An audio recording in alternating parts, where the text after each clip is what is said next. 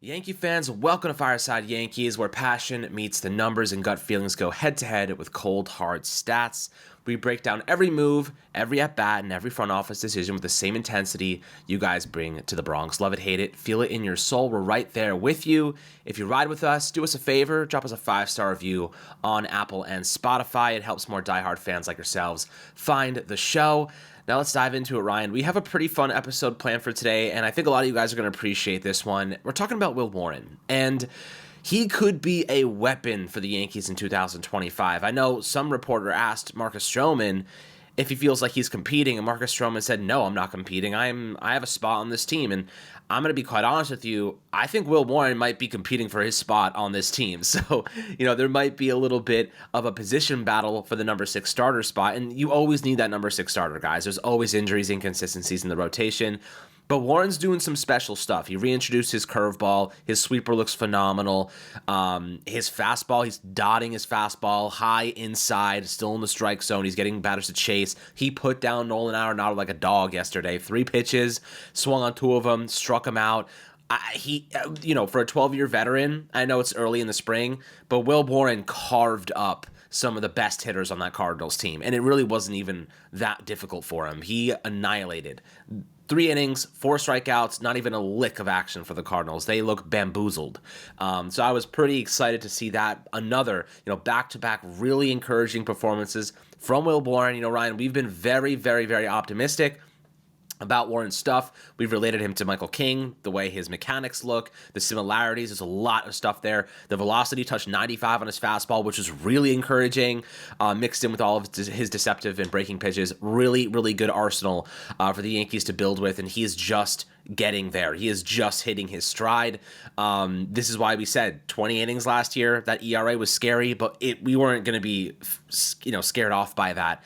A lot of pitchers, a lot of players in general have that hiccup as they transition to the majors. Warren's just another one on a long laundry list of players that have had that situation unfold. However, what we saw yesterday hopefully is a glimpse into what he can do in the majors. Of course, he has not proven anything yet, but the stuff is there, Ryan. I want you to talk about Will, his performance, what you saw that made him look so dangerous as a future major league player. Before you dive into it, how do you do today, my friend? I'm doing great, man, and doing even better after seeing that performance yesterday from Will Warren and the Yankee pitching staff as a whole.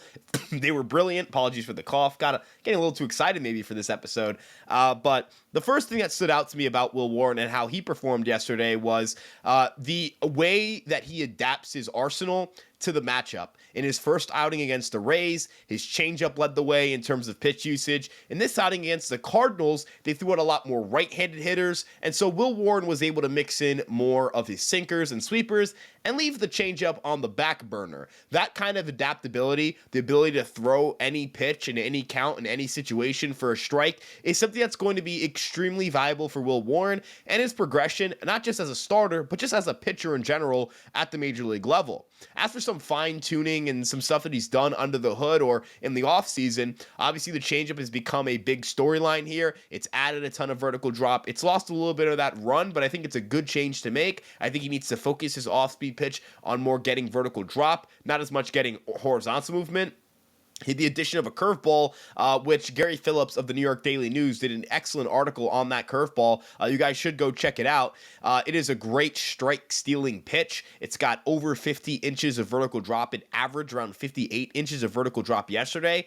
Alex, that's nasty. That's gross. That's disgusting. And it's a great way to steal strikes and get ahead in the count and gain some count leverage against lefties. Some other changes I noticed had to do with his sinker command. If you guys remember last year, his sinker got torched, had a 570 weighted on base average allowed. Batters hit well over 300 against that pitch. He's been starting to locate it more up and in against right-handed hitters, and that's not a conventional place to throw a sinker. Most people think throw your sinker down. You don't want to leave it up. Well, the league has changed a lot. In 2024, low sinkers in the strike zone had a 291 batting average allowed with a 413 slugging percentage and a 306 WOBA.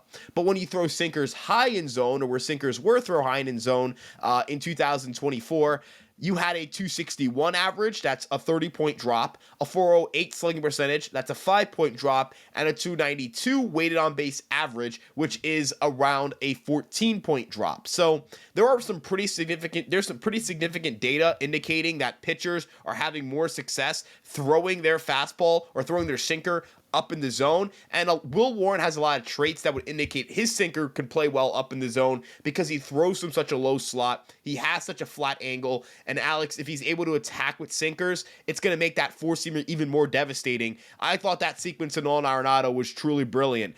Gets him out in front on a sweeper, throws a fastball, and then sets him up 0-2. Everyone's thinking sweeper. Everyone's thinking, all right, Nolan Arenado's biggest issue has been breaking balls. The Yankees are going to attack him with a breaking ball. Nope. Will Warren gets ahead. He has the high IQ move. He reads the swing. He reads where Nolan Arenado's at, and he blows a 95-mile-per-hour fastball by him. He gets good extension on that four-seamer. I think it's going to be a real weapon for him this season. Batters hit under 200 against it in the major leagues last year, and I think that pitch has gotten even better. He's lowered his release height by about 2 to 2.5 inches, which doesn't seem like a lot, but it is quite significant when we're talking about release height because it makes for a flatter fastball angle, and that can be really hard for hitters to get on top of. That may prevent some of the home run issues that Warren has had throughout his minor league and major league career, at least in the upper levels of the minor leagues, and of course at the major league level. So, Alex, the fine-tuning, the improvements across the arsenal,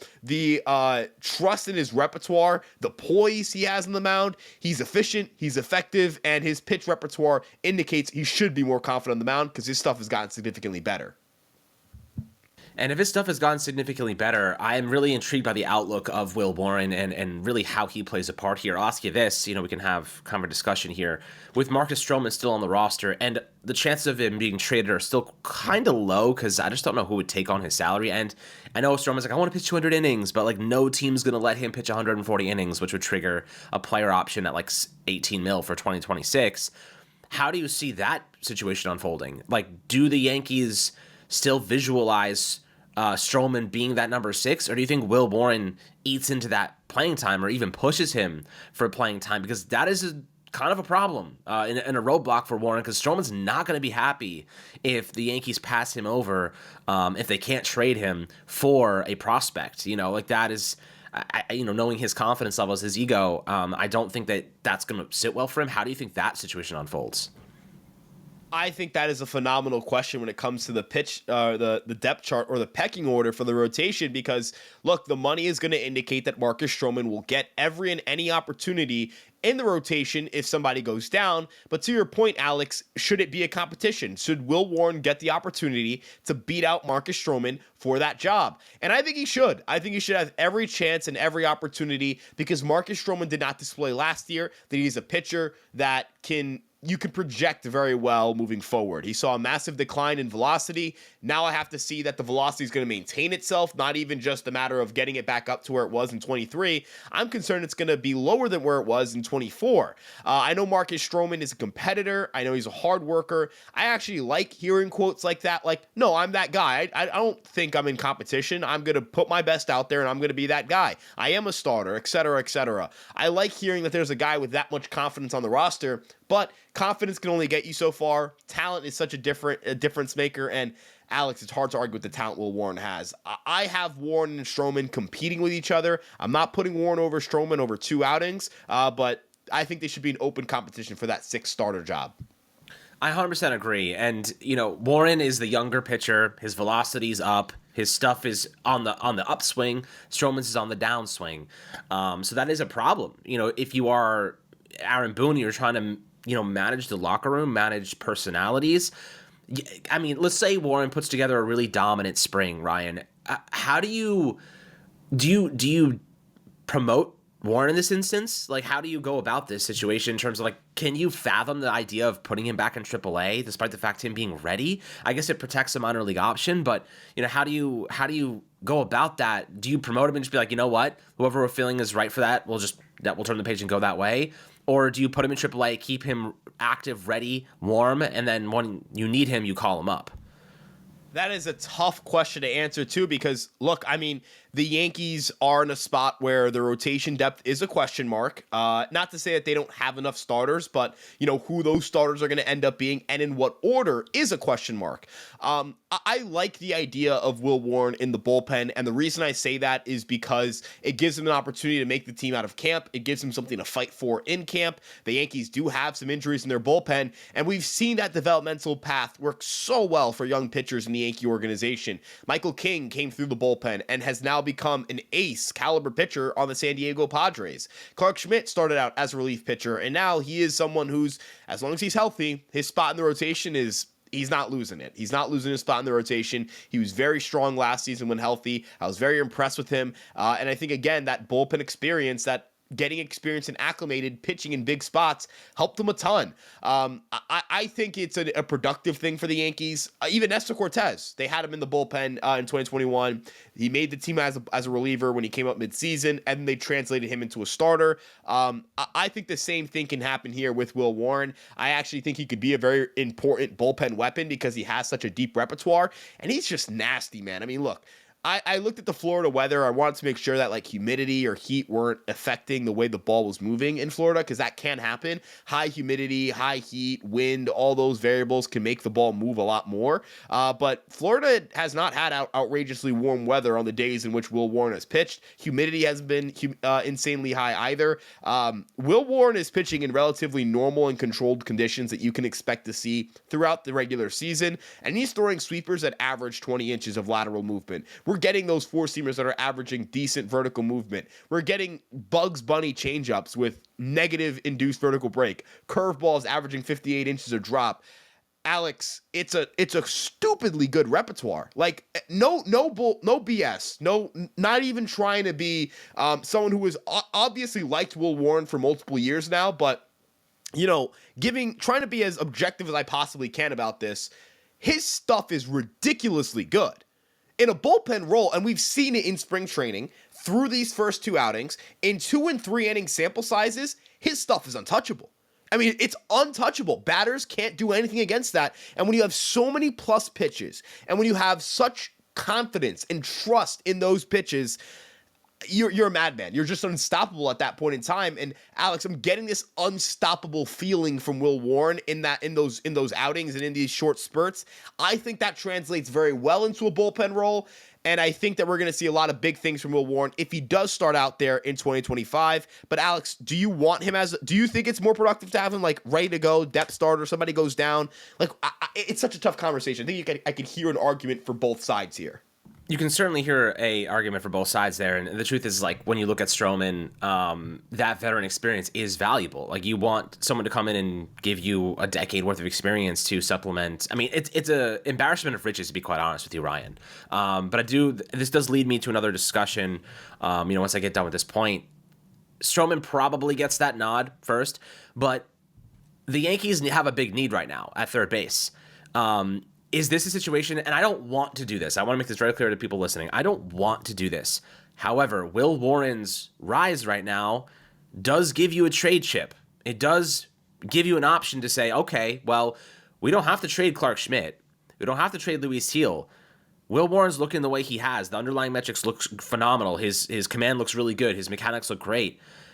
Could the Yankees flip him for a controllable piece that's in arbitration that fills your third base, or at least package him in as a prominent piece in that deal and leverage his spring performance? Because 2 weeks ago, Will Warren was not really a big piece to a puzzle if the Yankees were going to trade him. Now, Will Warren could be the headliner of a piece to a puzzle because of what he's showing and the metrics that he's showing. So how do you feel about that? Not my preference. I don't want to trade Will Warren. However, if a opportunity came across Cashman's desk and was like, all right, this was a big upgrade, are you willing to move Warren in that instance?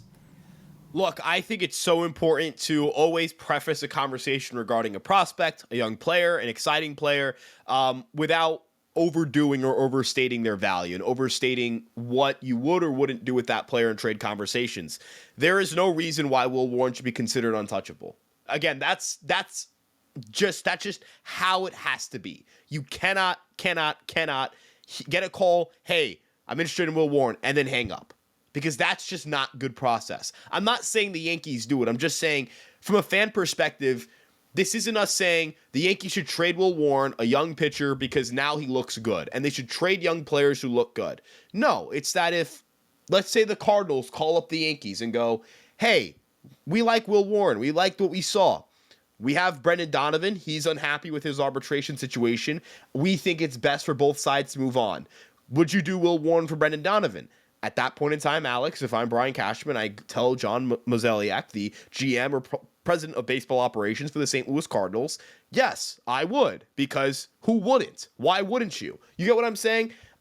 There are situations and scenarios in which you absolutely have to entertain it. And when you have a hole on your roster and you're in a contention window, you absolutely have to consider trying to go get those controllable pieces in the infield and being willing to give up something that hurts. I know people are going to say, well, just give up that guy instead. Give up this guy instead. And it's usually a worse player. Here's the reality of it, guys. To get something good, you have to give up something good. That's just how trades work.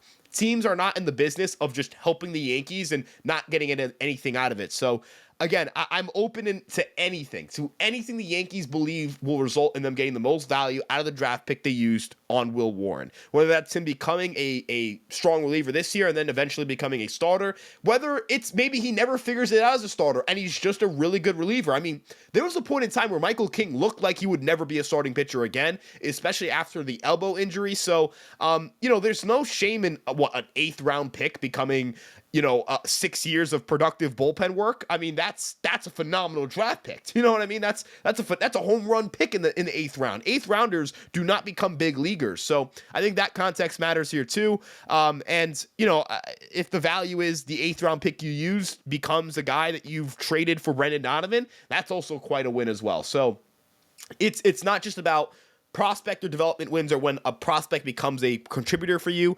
It is also when you can convert that prospect into a deal that you get major league value out of. So all of these things matter. I think it's a really important conversation to have, and Alex, I think you did a bang up job bringing that up because it is still very important to talk about. Yeah, I mean, listen, if you can flip a prospect who has never done a single thing, and guys, I'll give you a perfect example. We loved Agustin Ramirez as a prospect at the catcher position for the Yankees. However, we got Jazz Chisholm out of it. And Jazz Chisholm had a 132 WRC plus last year, which meant he was 32% above average offensively. He could hit 25 homers for us this year, and we traded him for a prospect who had never touched an MLB game. That sometimes is worth it. You see when the moves work out, it's worth it because you trade an unknown for a known. If you trade Will Warren in a package deal for whoever it might be, I'm not going to say his name because I won't do it again. If we end up moving him for a player of that magnitude, of that caliber, and a lot of people I know in the comments yesterday, I mentioned maybe the Yankees are waiting for something that's a little bit more, maybe better than Nolan Arenado.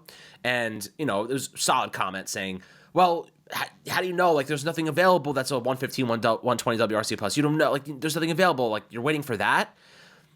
We don't know what's going to happen, guys.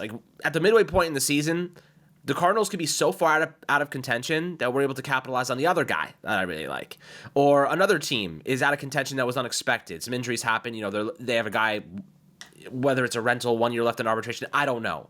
You guys want Luis Arias. He's in the last year of arbitration. If the Padres end up suffering the consequences of losing some talent, they added some talent. If they struggle to a degree, something happens, and they're selling at the deadline, you're going to be able to get Arias for pennies on the dollar and not pay his whole salary, right? That's what waiting does for you sometimes. There's no reason to be aggressive because Arenado and Arias, I don't know if Arias is still available, but we know Arenado is available, and no one's acquiring him. So the Yankees don't have to be aggressive right now. They don't have to go and spend too much. They could just sit there and watch the Cardinals bleed money. And the Cardinals do not want to bleed money, right? They don't want to do that. So the Yankees can just watch, wait, and say, unless you're going to reach our price, which is very favorable to us, we're not moving. We have no reason to, because Arenado is a defense-first third baseman, and he is seeing massive decline. So, that is where I say, be patient. You have resources. You trade out of your strength. So if you end up moving Will Warren, which I don't want to do, I want to preface, don't want to do, if you end up moving him, you're trading away from the strongest unit on your team, your starting rotation, where you have the AL Rookie of the Year winner, Clark Schmidt, who has very, very good stuff, who, has had some injury issues lately, but is very good stuff. Max Fried, who is a legitimate lefty ace. Garrett Cole, and Rodon. You have a really good rotation. You're trading from a strength. That is what good teams do, and that's what the Yankees could do. So I do feel as though we are positioned really well for this year to make a move. It's just about waiting for the right move to come. No, Arenado's not going anywhere, guys. Not going. No one's going to get him. No one wants him. No one wants that contract. So the Yankees have no reason to be overly aggressive or speed up that process. So be patient, wait. An opportunity may arise that we don't think is there just yet, and maybe Warren could be a part of that. Of course, don't want that to happen. Would prefer to move somebody else, but that's just the way it is sometimes if you want to upgrade for a major league player that's going to help you win a chip this year. So, to move on from that, though, I think the outlook of this rotation right now is excellent, Ryan. I mean, give me your thoughts on that in general. I think that the 5 guys we do have in the starting rotation are excellent, and Strowman and Will Warren as a depth piece feels like an embarrassment of riches. Look, I would love for the Yankees to continue to lean on their internal development to supplement the depth in their rotation, because they've invested 3 9-figure deals in their rotation, and they have the best pitching development they've had in quite some time. Like, Matt Blake and Sam Breen have really upped that part of the organization. I would like for the Yankees to lean on it a little more, because it doesn't feel like they invest the same financially in terms of importing talent on the position player side of the ball. And I don't love that. I don't love that they're way more willing to lean on their internal position player talent and not as much on their internal pitching talent. I think that the pitching talent is clearly where they've been able to maximize value the most. I'm going to throw another name in here, Cam Schlittler, as someone who should be on the radar for a depth spot on this roster. Not to say he's going to make the team, but when you look at the way that the rotation shakes up, that the beyond the starting 5, Schlittler should be somewhere in that top 8 range. I think a big part of that is also he's Rule 5 eligible at the end of the winter, or the end of this season. So if the Yankees place him on the 40-man this year, they're not really accelerating his clock much. They're going to have to do it at some point this calendar year anyways. Might as well do it whenever you have to. He's someone who the Yankees love. He's someone I've heard a lot of good about. I'm very excited for him personally. But as you mentioned, Will Warren, kind of having him waiting in the wings, that's something, and try to say that 2 times fast. Will Warren waiting in the wings. Try to say that a little bit faster. But look, he's someone who I think has all the talent in the world to become a productive big league pitcher. He is someone who I've held in pretty high regard, or at least a higher regard than the public consensus for quite some time now. And when everyone was trashing him, and I think throwing a lot of unfair criticism his way, and saying he's a bum, I saw some people claiming he wasn't even talented, they didn't have good stuff, which, I'm not gonna, get into this too much, but if just because you have a lot of people listening, or a lot of people not listening, excuse me, just because you have a lot of people liking your tweets doesn't necessarily mean your tweet's correct. I've seen this tweet before. It's like, just because you're getting cooked on Twitter doesn't mean you're wrong. I think a lot of people jumped the gun on Will Warren hate, and now you see a lot of these people coming out of the woodworks, and now it's, oh, I like Will Warren. Oh, wow, he looks good. It's like, all right, okay, man. But seriously, I mean, Will Warren, I think, has earned the right, by just being a prospect, to have time to develop and struggle and get knocked around a little bit. I don't remember when prospect status changed from you need some time to get better at the major league levels to you're as good as you are the first pitch you throw in the big leagues. I don't know when that changed. I don't know in what sport, except for maybe basketball. Not even basketball. No, I don't know what sport exists where you're supposed to be the best version of yourself the second you make your first major league, or I guess there isn't a major league. I don't know if you would is like the NBA like a major league. I don't know how they word it, but you get my point. Alex, you do Fireside Giants. You guys should all subscribe to Fireside Giants, by the way. A lot of interesting stuff coming up this March and April, given the free agency situation. But, I mean, Alex, imagine if every team gave up on their quarterback after their first snap or their first game. Imagine if you graded a player on their first game ever in the pros. Imagine if you graded Will Warren just based on his first start. Imagine if we graded Michael King on his 7.7 ERA season in 2020. The guy would have never, ever gotten another chance in the big leagues if fans got what they wanted with the way that they treat young players. Even Volpe, he was a terrible defensive shortstop like the first half of the season in 2023, and he's one of the best in the game right now. So give these young guys time. You already see it with Jason Dominguez, and he can't play left field. Oh, this guy's disappointing. Oh my God, this, and that. Give young players time to settle. I think Will Warren just needed time to settle, man. That's really it. Absolutely, and he made some key changes, and I think that little sample last year where he struggled, it was a great thing. I think people sometimes forget that, like, you have to perform poorly to make necessary tweaks to your game. Like, you have to struggle to get better. How do you think Garrett Cole got to where he is, or Aaron Judge, or any of these guys that are now superstars, they had to struggle. They had to figure out what was wrong with their game, how to tweak it, how to see the numbers, how to use those numbers, how to use the film, how to react, how to mentally compose yourself in big moments, right? The mental aspect, you can be a great player physically, and you can have all the right mechanics and all the right tools, but if you're mentally weak, you're going to fall apart in a big moment, right? Like that's just how baseball is. It's a mental game as much as it's physical. So I think Will Warren had the jitters last year a bit. Sometimes he lost control. He gave up pitches. He gave meatballs up when he shouldn't have. Like, these are a lot of times mental problems that you just don't trust yourself. You're not relying on instincts and work and practice. You're not trying to overthink it. And I think that's kind of where we see a lot of these young guys. I mean, Jason Dominguez said he was lost batting righty last year. Now he comes back feeling a lot more confident, and he looks good so far. We've seen a lot better swings in spring. So, there's a lot of elements here that I do think are happening in real time. Spencer Jones is another one. I'm sure we'll talk about him soon. He had an article just come out today where he says he feels dangerous this spring. We love Spencer Jones, man. I mean, Ryan, if there's any podcast out there that projects the way that we have these prospects and doesn't get scared by a small sample or a year of bad metrics or a year of decline, it's this podcast. If you guys have been riding with us, we called Austin Wells. We called Will Warren. Of course, there's a lot left for Will Warren, but we saw this enhancement coming. We've been trying to preach patience with Jason Dominguez, and people are starting to see his offensive game. We preached patience with Spencer Jones. We've been on top of these prospects. Luis Gil's another one that we loved, and we've been on top of this. We've seen these things coming. We loved Caleb Durbin. He got traded for Devin Williams, and I think that's honestly, Ryan, I would take that as a win. They traded Nestor Cortez and a guy that has never played an MLB game before for one of the best closers in baseball. That is a win for me. That says that he had value for a team that needed another infielder after losing Willy Adames. So, I do believe that we've been pretty spot on with our evaluations of these prospects so far, barring injury. I think that's a pretty impressive thing so far. And if you guys listen to this podcast regularly, you know that we've been on top of these guys. So, Will Warren, Jones coming up, the mechanical changes that they've made, we're very encouraged by. Yeah, I think one of the important things to look at when it comes to prospects is just remembering that, it's these guys are young. Things can change so wildly in a year. You're always 1 year away from your prospect status falling apart or just coming together out of nowhere. Augusty Ramirez, I think, is a really good example. He was in the organization, I think, pre-pandemic, and he didn't really get a bunch of hype until 23, and then kind of really took off in 2024. Yeah, he was signed in 2019, and he didn't really go off until his 2023 season. Even then, it was shot right out of a cannon. Get out to a fast start in single A, get off to a fast start in high A, and then reach double A. Then you have 2024, finally gets put on some top 100 lists after he gets traded to the Marlins.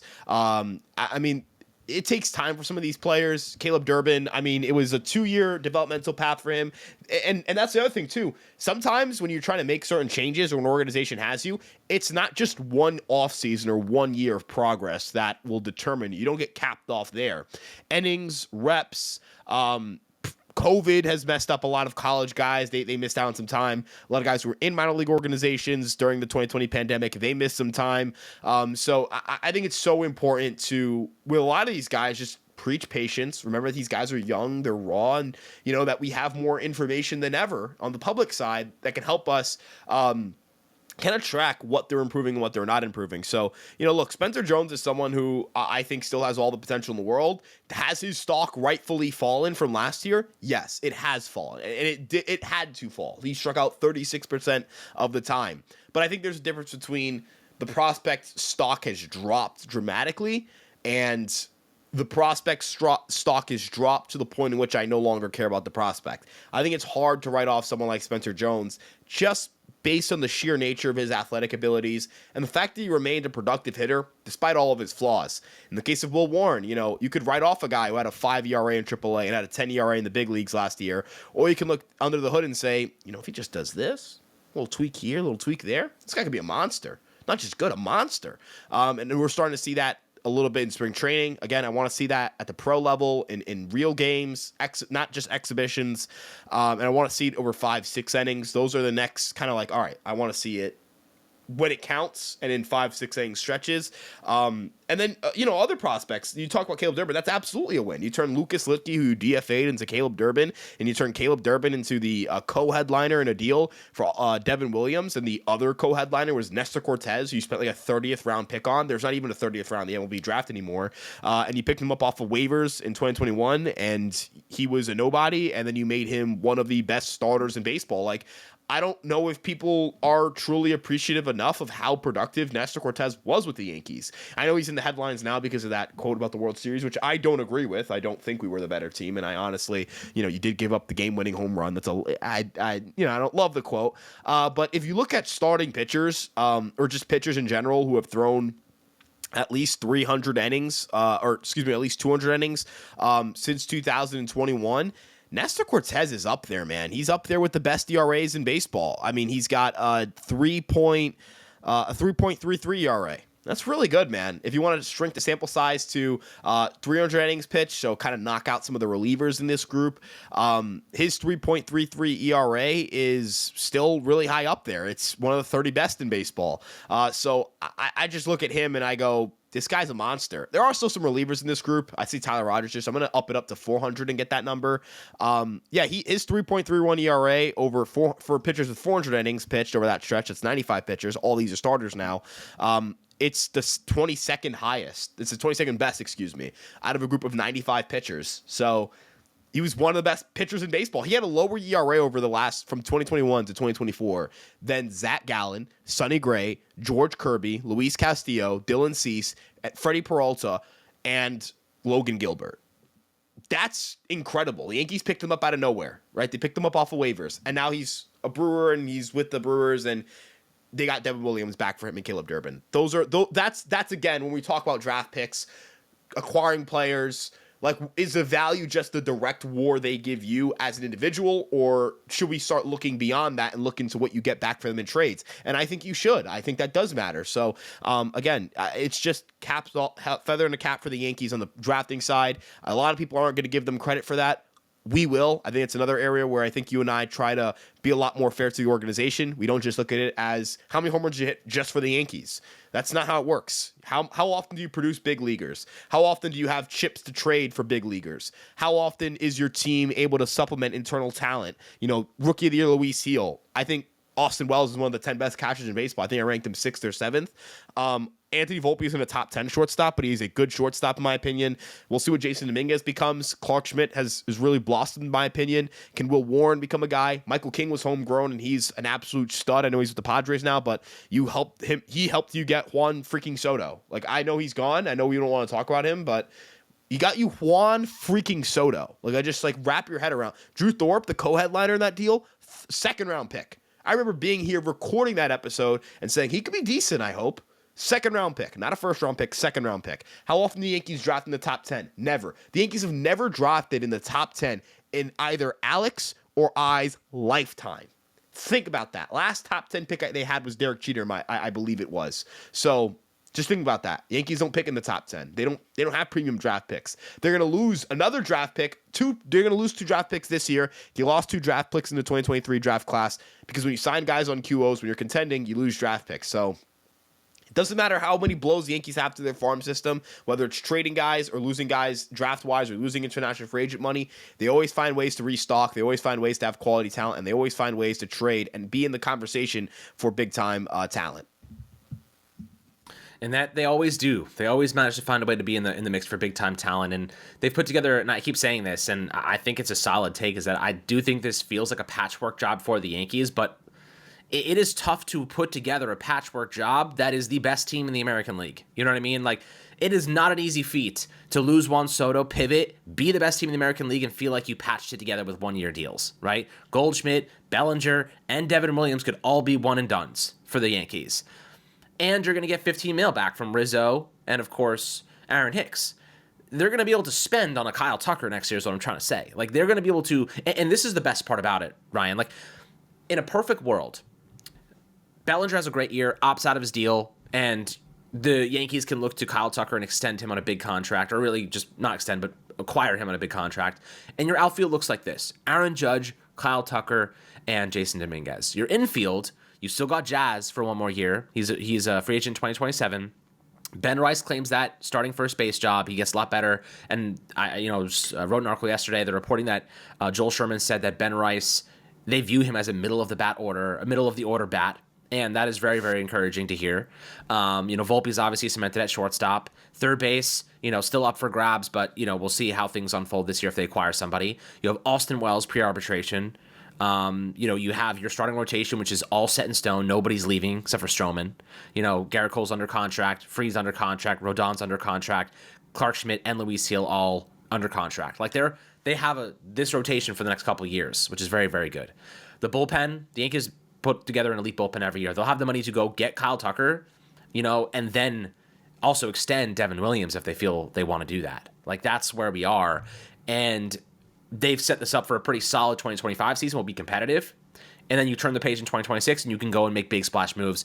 The Mets aren't going to be in that market most likely. The Dodgers probably are not going to be in that market. You're going to be competing against the other teams, and they're all, most of them are not on the same par as the Yankees. Like the Blue Jays, I don't think Kyle Tucker's going to the Blue Jays. You know what I mean? Like, they got Vladdy problems right now. So, they're having trouble keeping their own guys, let alone going out and getting exterior guys. They just overpaid for guys like Anthony Santander. Like, they just, they're really throwing money around trying to get anyone they can at this point just to be an attractive destination.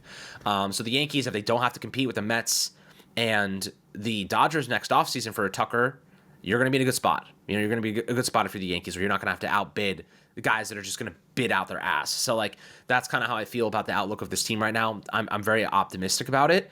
And the young talent like Will Warrens of the world rising to the occasion are very, very fun to kind of break down and watch their ascension. So, guys, always happy to hear your thoughts down below in the YouTube comment section. Make sure you drop a like and a subscription. As always, a 5-star review on Apple and Spotify. And we'll catch you guys on the next Fireside Yankees episode.